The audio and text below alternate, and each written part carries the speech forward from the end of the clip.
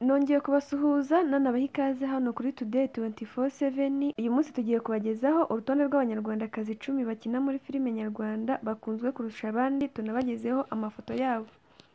Muri sinema nyarwanda imaze gutera imbere ku buryo bugaragara bitewe n'umubare w'abashya binjira muri uyu mwuga ndetse na filime nshya zigenda zisohoka umunsi ku munsi. Ibi bituma babandi bazinjiramo bagira igikundiro bitewe n'uko bagaragara biyambitse ishusho y'umuntu baba basabwe gukina n'ubayobora. Twabateguriye rero kubagezaho abakinnyi b'igitsina gore bakunzwe cyane hano mu Rwanda kurusha abandi guhera mu mwaka w'ibihumbi 2022 kugeza muri uyu mwaka 2023. Wowe tugiye kubana ndagusaba gukanda subscribe niba utarayikora kugira ngo utajya ucikanwa n'ibiganiro tugenda tubagezaho umunsi ku munsi. Turatangira ku mukinnyi wa mbere ariwe Aliyakuru. Aliyakuru mu mazina ye yitwa Isimbi Alliance, wamenyekanye nka Aliyakuru. Ni umwe mu bagore bakora filime bamaze kwamamara cyane mu Rwanda no hanze yarwo, ndetse afatwa nk'umugore umaze kwamamara muri Afurika mu bijyanye no gukina filime. Aliya muri Werurwe 2022 yamuritse magazine yise Aliya Magazine igamije gusakaza ibikorwa by'abagore.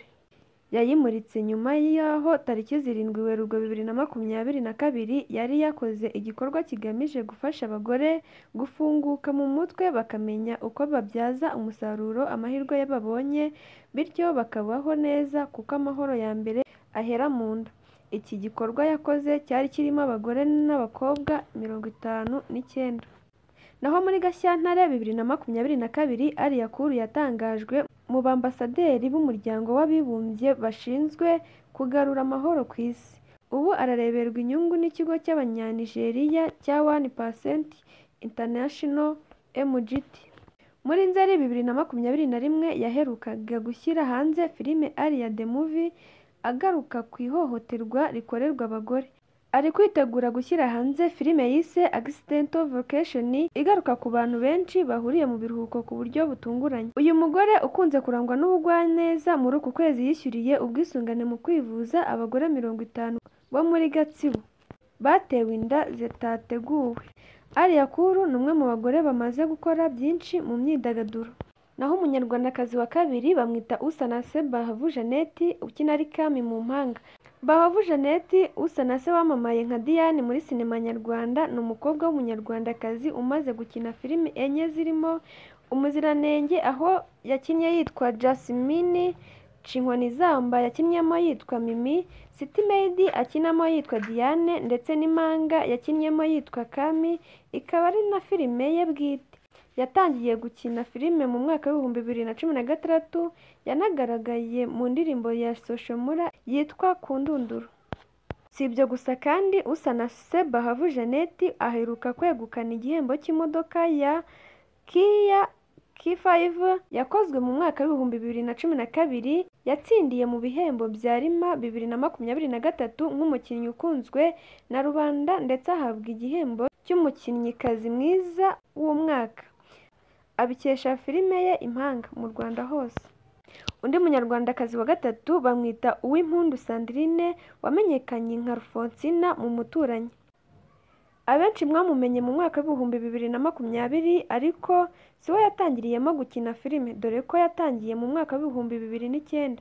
Iyo asobanura inzira y'urugendo rwe yumvikana nk'inzira igoranye kuva muri uwo mwaka atangiye akaza kumenyekana mu mwaka w'ibihumbi 2019 kugera muri 2020. Yamenyekanye muri filime nka Seburikoko, Papa Sava, Nyirankotsa ndetse n'Umuturanyi yamugize ikirangirire. Iyi filime ayigaragaramo ari umukobwa w'umugoyikazi ukunda umusore w'i Kigali bikamugora kwisanga mu buzima bw'abanyamujyi mu gihe yasuye umukunzi we. Uwa kane bamwita Mukayizere Jariya ukina ari Ketchup muri Bamenye. Ketchup azwi na benshi kubera kwigarurira umwanya munini muri filime y'Abamenya, yanamugize icyamamare. Yatangiye gukina filime mu mwaka w'ibihumbi 2010 atangiriye muri filime Nta heza hisi. Yaje gukomereza mu zindi filime zitandukanye ariko izina rye rikiri hasi, bimusaba kuza muri filime Bamenya yamugize icyamamare dore ko ari nayo yakuyemo izina Ketchup. Uwa gatanu bamwita Munezero Aline nawe akaba akina muri Bamenya Siri, akina yitwa Bijou. Yatangiye umwuga wo gukina filime akiga mu mwaka w'amashuri abanza, aho yagendaga ayobora abandi bana mu dukino dukurikirwa mu ruhame. Ibi byatumye yigirira icyizere aranabikurana, aza gutangira gukina nk'umwuga mu mwaka w'ibihumbi 2016. Kuri ubu Bijou ni umumama w'abana 2 umaze gukina muri filime nyinshi harimo nka Gica, Umugabo wanjye, Nyirabayazana, Sakabaka, Bazirunge, City Maid, Bamenya n'izindi. Wa gatandatu bamwita Bazongere Rosine ukina muri City Maid. Azwi muri filime zitandukanye harimo nka City Maid, Papa Sava, Impanga, Hustayiro ivuga ku buzima bwe bwite ndetse n'izindi nyinshi. Ni umukobwa wazamuye amarangamutima ya benshi kubw'inkuru y'ubuzima bugoye yanyuzemo, yaje no kumubera inzira imwinjiza mu miryango ya sinema nyarwanda. Ku rubuga rwa Instagram akurikirwa n'abasaga ibihumbi 27. Uwa karindwi yitwa Umunyana Analisa Nido ukina yitwa Mama Sava muri Papa Sava. Mama Sava yinjiye mu ruganda rwa sinema mu Kwakira 2017 ubwo yakinaga muri filime yamenyekanye cyane ya Seburikoko. Nyuma yaje gutangirana na filime Papa Sava ari nayo yakuyemo izina Mama Sava, dore ko akina ari umugore wa Papa Sava.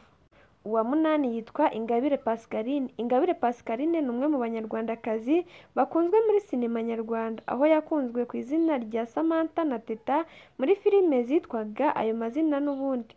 Usibye iyo filime yakinnyemo kandi hari n'iye bwite yitwa Inzozi Siri, akinamo yitwa Mukaneza. Uwa cyenda bamwita Rura Musanase ukina yitwa Nikuze muri City Maid. Rura Musanase yamenyekanye muri filime ya City Maid, dore ko ari nayo filime imwe rukumbi kugeza ubu amaze gukinamo. Yatangiye ari umukozi wo mu rugo kubw'ubuzima bushaririye, aza kwisanga mu mwuga w'uburaya. Agaragara nk'umukobwa ufite agahinda kenshi mu gihe akina. Ibi byatumye yigwizaho abafana ahanini abo yakinaga ubuzima buhuye n'ubwabo. Ntakunda gukoresha imbuga nkoranyambaga cyane, dore ko ku rubuga rwe rwa Instagram afiteho amafoto 9 ku bantu 29,000 bamukurikirana. Naho uwa 10 bamwita Niyomubyeyi Noella wamenyekanye ku izina rya Fofo ukina muri Papa Sava. Niyomubyeyi Noella Gentille ukina muri filime z'uruhererekane zizwi nka Papa Sava na Seburikoko ni umukobwa w'ikimero gitangaje gikurura abagabo. Yatangiye gukina filime mu mwaka w'ibihumbi 2016 ubwo yagaragaraga muri filime yitwa Virunga High School yatambukaga kuri Remigo TV. Icyo gihe abantu benshi bakomeje kumubwira ko ashoboye kandi azagera kure, niko gufata iya mbere ajya gukora igeragezwa muri filime Seburikoko itambuka kuri televiziyo y'igihugu. Mu biganiro bitandukanye yagiye agirana na bamwe mu bakoresha urubuga rwa YouTube, wasangaga imitwe y'inkuru igarukamo ijambo wa mukobwa w'ikibuno, bakabyandika kubera imiterere ye. Filime y'uruhererekane Papa Sava ni imwe mu zamugize ikimenya bose, binamufasha gukurikirwa n'abasaga 35,216 ku rubuga rwa Instagram. Urutonde rw'abanyarwandakazi 10 bakinira filime nyarwanda bakunzwe kurusha abandi rero ni abo ngabo tubagejejeho. Nanashimira wowe twabanye muri uyu mwanya, nanagusaba gukanda subscribe niba utarayikora kugira ngo utajya ucikanwa n'ibiganiro tugenda tukugezaho umunsi ku munsi. Iyi ni Today 24/7.